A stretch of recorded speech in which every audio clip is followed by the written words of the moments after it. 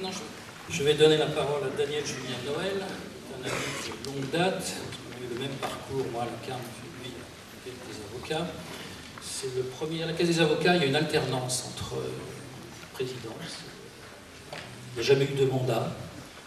Et le premier qui a inauguré, il était tellement bon qu'il a fait un deuxième mandat, il en a même fait un troisième. Il a également été vice-président du RSI et président de la deuxième caisse du RSI. C'est lui qui m'a nommé à la tête. Je ne suis pas resté longtemps, parce que je trouvais qu'il n'y avait rien à faire là-bas, donc je n'aime pas trop le cumul des mandats. Il m'a fait nommer président de la plus grosse caisse du RSI. J'y suis resté 1 an et demi, qui était la caisse des professions libérales de province. Et il est également membre du Conseil économique et social. Je crois qu'il est rentré la première fois par la petite porte et la dernière fois par la grande porte. Donc vous voyez qu'il y a des compétences en matière de retraite. Et donc je lui ai demandé de lui faire un petit peu la différence. Et je crois qu'il a fait un gros travail beaucoup plus large que ça, concernant les indépendants. Est-ce qu'il y en a qui est favorisé, les artisans et les professions libérales. Merci de ces propos élogieux. Je ne sais pas s'ils sont mérités. En tout cas, j'ai beaucoup d'amitié pour Gérard. On a fait beaucoup de combats ensemble, notamment sur la compensation, pour essayer de faire comprendre quel était son but et les façons dont on pouvait la faire diminuer pour les professionnels libéraux. Et c'est pour moi toujours un plaisir de venir devant vous, devant mes confrères professionnels, enfin mes amis professionnels libéraux médecins. J'ai fait un travail un petit peu particulier qui s'intègre dans ce qui est fait aujourd'hui, avec une première partie plutôt historique, pour indiquer, savoir ce qui s'est fait pour comprendre ce que nous sommes aujourd'hui, avec une petite rétrospective. Parce qu'on ne peut pas comprendre, me semble-t-il, l'évolution des retraites aujourd'hui si on ne revient pas un petit peu sur le passé. Je vais essayer de le faire le plus rapidement possible et de façon la moins désagréable possible. La France a connu au début du XXe siècle un retard important en matière de protection sociale, pour des raisons politiques, parce que la République n'était pas très installée, donc les hommes de progrès étaient plutôt pour la République et s'occupaient assez peu du dialogue social, comme on dit aujourd'hui. Et le premier grand débat, première initiative sur les retraites, a été à l'initiative de Georges Clemenceau, président du Conseil. Et dès ce moment, il y a eu une espèce de clivage très fort. Le leader socialiste, qui était Jean Jaurès, voulait une retraite par capitalisation. Ça peut vous sembler curieux, mais c'était comme ça. Pourquoi? Parce que la rente était le phénomène le plus abouti pour les bourgeois, pour les gens qui ne travaillaient pas, et donc ils voulaient qu'il y ait l'équivalent pour les ouvriers. Tout ça était logique, c'était pas technique. Et puis, il y a eu des débats très forts, on en parle beaucoup dans les annales parlementaires, et a été votée, comme souvent en matière de retraite, vous le verrez, la loi de 1906, qui finalement n'apportait rien du tout, parce qu'elle n'avait pratiquement pas un caractère obligatoire. Et puis, deuxièmement, il y avait un carnet, un livret des retraites, qui passait très mal dans l'opinion des salariés, parce que quand ils changeaient d'employeur, ils devaient aller faire viser leur livret par le nouvel employeur, ce qui était quand même assez psychologiquement très désagréable. Bref, on reste comme ça pendant 20 ans, la guerre de 14 se passe, en 1928, Raymond Poincaré, qui avait été président de la République, revient au pouvoir et sent qu'il faut faire une vraie réforme. Il fait la réforme de 1928, dite de généralisation des assurances sociales. Je crois que le terme est important, assurance sociale. On n'est pas en matière de sécurité sociale, mais dans un système assurantiel. Et on vise à les ouvriers qui gagnent moins de 12 500 francs, Poincaré, ne pensons pas les francs de 1990, sont assujettis. Donc c'est en gros 8 millions de personnes. On voit qu'il y a l'âge de la retraite est à 60 ans, donc quand on dit, comme toujours en matière de retraite, il y a beaucoup de principes qui ne se retrouvent pas dans la loi. On dit qu'avant la guerre, la retraite était à 65 ans. Non, elle était à 60 ans. Et comme on démarrait un système, les salariés avaient une période de 60 à 65 pendant laquelle ils pouvaient continuer à cotiser pour faire valoriser leurs droits. On est dans une corrélation parfaite entre la cotisation versée et la rente perçue. Donc c'est un système assurantiel. Qui dit système assurantiel dit de facto système par capitalisation. Et puis la loi votée dans la précipitation est imparfaite, elle est améliorée, autre diapo, en 1930. Et dans ce cadre, on fait un système qui est beaucoup plus large. On a aussi la maladie, les accidents du travail et les allocations familiales, et on est dans un système totalement assurantiel où les prestations sont corrélées avec les cotisations.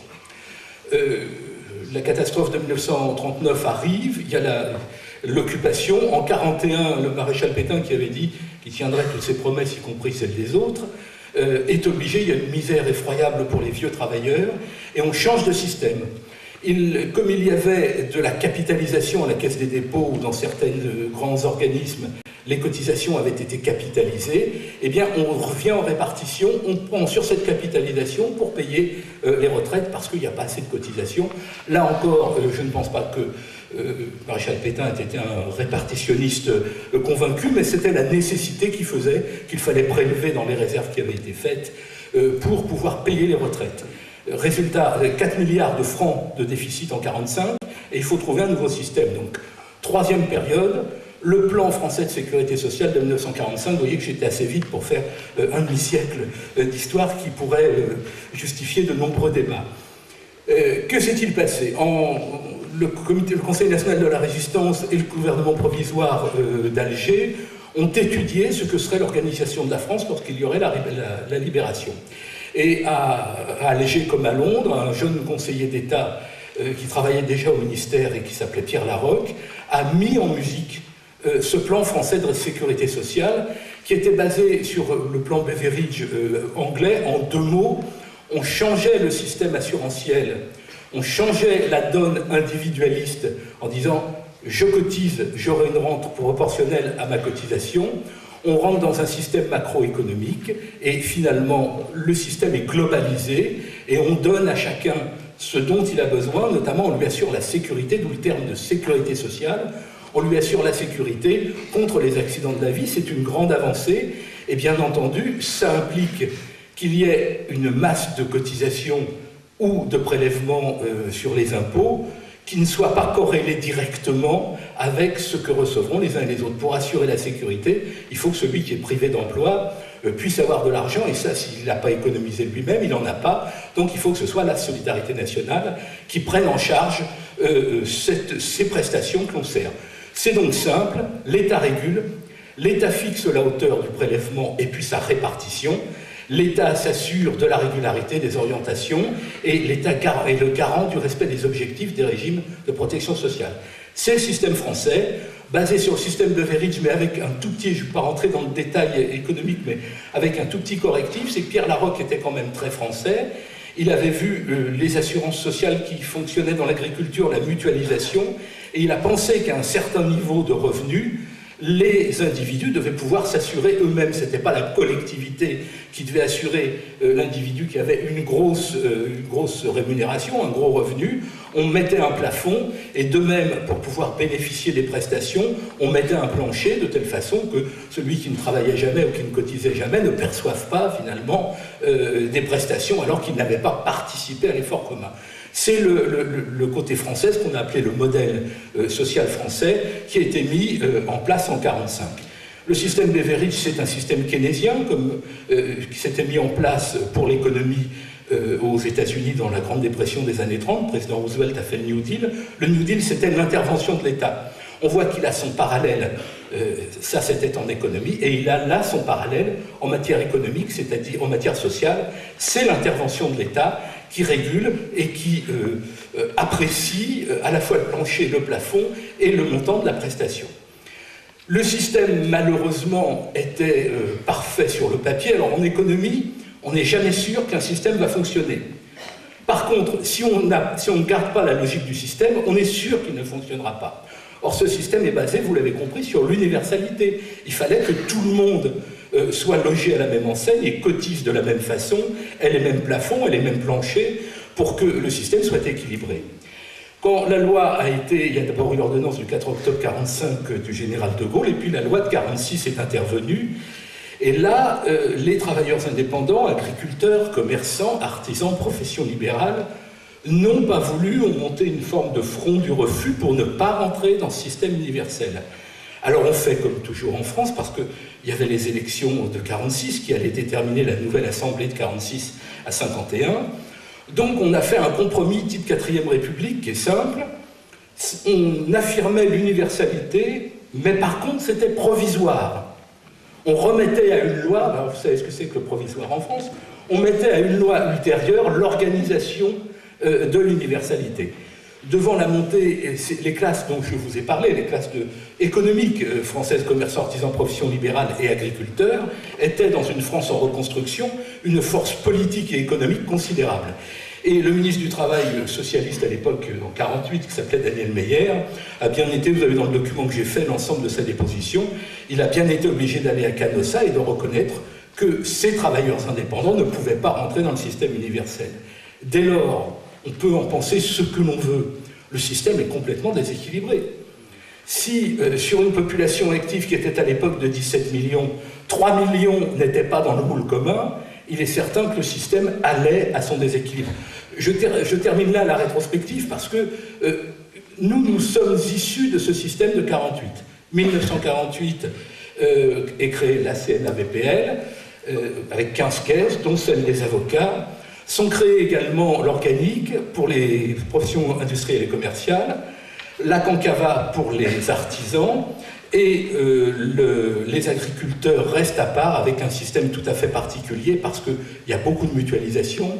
La mutualité sociale agricole est très développée dans les pays de la France et très rurale, et on ne veut pas créer ainsi, on veut garder un système tout à fait autonome pour les agriculteurs, lesquels à l'époque le demandent. Ils ne demandent pas à rentrer dans le système général. Ils demandent à rester dans le système, sauf pour leurs salariés. Les salariés agricoles vont au régime général de la sécurité sociale. Voici donc les 3 caisses. En 2 mots sur ces 3 caisses créées.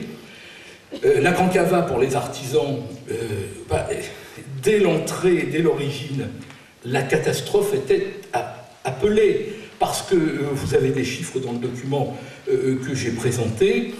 Les artisans, à partir de 1952, le nombre des artisans diminue. Mécanisation, industrialisation de la société, donc il y a des métiers qui disparaissent complètement. Donc il y a moins de cotisants, mais il y a plus de prestataires, puisque celui qui arrête, qui tombe en faillite ou qui vend son fonds ou qui arrête de travailler, il devient prestataire, il n'est plus cotisant. Donc il y a un déséquilibre très important qui s'installe.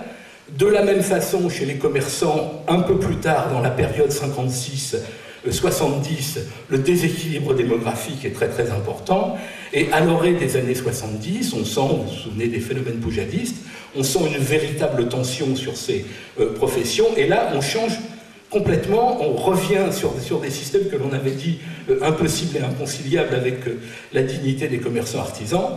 Ils rentrent dans le régime général, c'est-à-dire que leurs 2 systèmes sont alignés sur le régime général, on dit que ce sont des systèmes alignés, alors que nous, profession libérale, nous le verrons après, nous restons dans notre logique avec une dégradation, certes, du ratio cotisant-prestataire, mais toujours avec une bonne gestion, des cotisations suffisamment importantes. Le régime des artisans a complètement dérapé parce que les cotisations étaient dérisoires à l'origine, et il y avait toujours une réclamation de plus en plus forte sur les prestations, et comme malheureusement les caisses de retraite n'ont pas la planche à billets, le déséquilibre était annoncé. 1900, années 70, 2 phénomènes, notamment en 73. Premièrement, la loi Royer sur le commerce et l'artisanat. Les régimes deviennent alignés. Et puis deuxièmement, le ministre de l'époque, qui s'appelait Durafour, avait eu cette parole sur la compensation démographique, vous savez tous ce que c'est. Il a dit, finalement, c'est normal que les fils des agriculteurs ou les fils des commerçants qui partent de l'agriculture ou qui partent du petit commerce pour aller à la ville, c'est normal qu'ils payent pour la retraite de leur père. Ce qui est un non-sens économique, parce que dans une société qui prêchait la mobilité, pourquoi voulez-vous que le fils d'agriculteur devienne agriculteur, ou s'il ne devient pas, pourquoi il soit pénalisé? C'était sous une apparente bonhomie, un véritable syllogisme.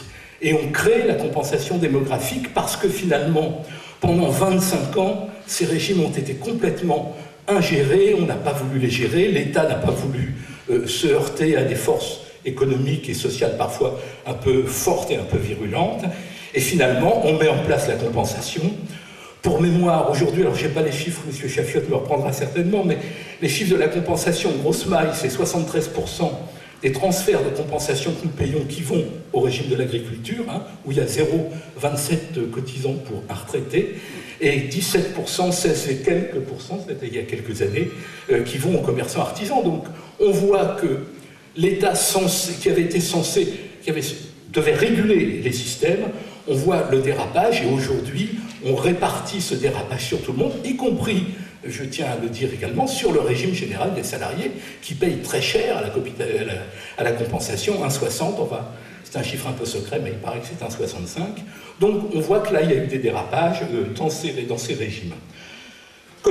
Profession libérale, bah, c'est simple, la CNA-VPL se crée en 1948, 15 caisses, les avocats sortent en 1954, pour une raison interne qui n'était pas très... On ne peut pas trop en parler, mais c'est une raison financière. Et puis, les avocats créent, je l'indique parce que c'est aussi une piste de réflexion, ils créent un système que j'ai modestement conforté, qui est prestation forfaitaire, cotisation forfaitaire.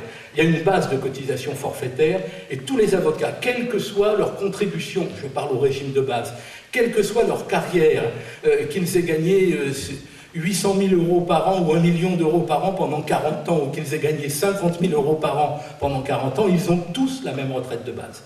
Et ce système qui est assez solidaire, nous avons fait, lorsque nous avons été élus à la tête de la Caisse, nous avons fait baisser la cotisation forfaitaire pour en faire un régime extrêmement solidaire, avec une solidarité professionnelle qui se comprend pour des raisons très particulières, à tel point que beaucoup d'avocats ou d'avocates surtout qui ont eu des petites carrières, ont un taux de remplacement supérieur à 100% quand ils prennent leur retraite.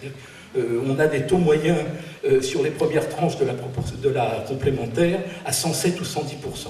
C'est un système vraiment solidaire. Moi, je ne prêche pas pour qu'il soit adopté, mais cette profession, pour des raisons internes, a réussi à s'organiser de cette façon. La CNA-VPL a eu un ratio démographique qui était de 4,4 dans les années 60, si ma mémoire est bonne. Il est aujourd'hui ce qui est indiqué sur ce schéma. On voit des ratios démographiques très très différents, avec 0,44 cotisants pour un retraité à la Cavamac et 3,88, presque 4 pour un retraité à la Carpinco, qui avait un ratio démographique encore beaucoup plus fort ces dernières années. On voit donc, à la différence des sections, dans chaque section, des différences démographiques, des différences de revenus moyens également, qui rendent un travail en commun très particulier, très difficile, avec déjà en interne, les professions libérales, avocats compris, ont un véritable travail d'unité à faire pour présenter des projets au pouvoir public qui régulent. On peut le regretter, le déplorer ou trouver que c'est bien, mais c'est comme ça. Il faut trouver des projets qui puissent réguler, et ces projets, je pense, doivent être trouvés en interne. Voici donc pour les avocats, mais le reste, je pense, va vous être indiqué plus largement pour ce qui concerne les cotisations et les prestations. Dernière partie de mon intervention, j'essaie de la faire brève. Le nouvel avatar de l'assurance vieillesse, commerçants, artisans, le régime social des indépendants. Alors, le président Gérard Maudru a un peu défloré le sujet. De quoi s'agit-il? Il faut le savoir, c'est un peu complexe, mais il faut essayer d'expliquer les choses simplement, et si possible les choses compliquées simplement aussi. On a vu que les régimes commerçants artisans étaient très demandeurs à la compensation, qu'ils étaient déficitaires, étaient mal gérés, il y avait des frais de gestion, et il a germé dans l'esprit de 3 ministres l'idée qu'on pouvait faire un régime commun, commerçants, artisans et professions libérales. Comme nous avons, je pense là, toutes tendances syndicales ou confondues, nous avons protesté pour que nos systèmes de retraite, dans lesquels nous avons quand même participé avec une gestion vertueuse, à constituer à la fois des réserves et puis des bons équilibres, nous sommes restés pour la retraite en dehors de ce système, mais nous y sommes rentrés pour la maladie. Il y avait donc antérieurement 2 caisses de retraite, Cancava pour les artisans, organique pour les commerçants, et une caisse d'assurance maladie unique pour les commerçants, artisans et professions libérales, qui était là... on a tous un trou. Enfin, il y avait une caisse commune, pardonnez-moi, avec les acronymes, on finit par s'y tromper. Reste que pour les médecins, CANAM, merci, Caisse nationale d'assurance maladie. Pour les médecins, c'était un peu particulier. Pour les PAM, les praticiens auxiliaires médicaux, certains d'entre vous et certains d'entre eux sont de secteur inconventionné. Ils sont donc au régime général de la sécurité sociale en ne payant que 0,15 de cotisation, qui est un avantage de conventionnement. Donc seuls les praticiens de secteur 2 étaient à cette caisse. Donc cette caisse a été fusionnée dans le RSI, ce qui veut dire que notre gestion maladie s'est trouvée confondue avec la gestion retraite des commerçants artisans et maladie commerçants artisans. La catastrophe était annoncée parce que les ministres ont voulu aller vite, les systèmes étaient complètement détériorés, et vous avez un tableau, je crois qu'il est un peu plus loin, en 2007, l'insuffisance de cotisation était de 4,4 milliards. 4,4 milliards. En 2010, et ça ce sont les chiffres de l'IGAS, l'Inspection Générale des Affaires Sociales, ils étaient de 4,7 milliards, c'est-à-dire qu'il a une insuffisance de cotisation correspondait bien entendu à une augmentation des prestations, et à cette augmentation de prestations s'ajoutait l'incurie administrative, puisqu'on ne récupérait pas toutes les cotisations. Il y a environ 1,7 milliard de cotisations qui sont restées sur le sable, du moins à 2011, on ne sait pas pour les années 2012 et 2013, parce que les systèmes informatiques n'étaient pas en phase, et c'est l'URSSAF qui récupérait, les systèmes internes de calcul des droits n'étaient pas en phase. Donc c'est une véritable, ce RSI a été une véritable catastrophe que nous payons encore aujourd'hui. Je vous donne un seul chiffre, le président Moudou le connaît bien. Les professionnels libéraux qui étaient à la CANAM, qui sont au RSI pour leur assurance maladie, payent 1,70 milliard de cotisations. Ils dépensent 454 millions de prestations, c'est normal. On n'est pas souvent, quand on est professionnel libéral chez le médecin, excusez-moi de dire ça devant vous aujourd'hui, mais c'est comme ça, où il y a soit de l'automédication, soit on prend sur soi et on n'a pas beaucoup de temps d'aller chez le médecin. Eh bien, cet excédent, il est remis pour combler cette gabegie, c'est une compensation qui s'inscrit tout à fait dans une logique nationale. On ne peut pas penser que les malades doivent cotiser autant qu'ils perçoivent. C'est pas possible. Il y a une solidarité c'est pas cette solidarité que je remets en cause. Ce que nous devons remettre en cause, c'est la mauvaise gestion et le mauvais positionnement de l'État qui a fait des choix qui étaient des choix coûteux et inefficaces.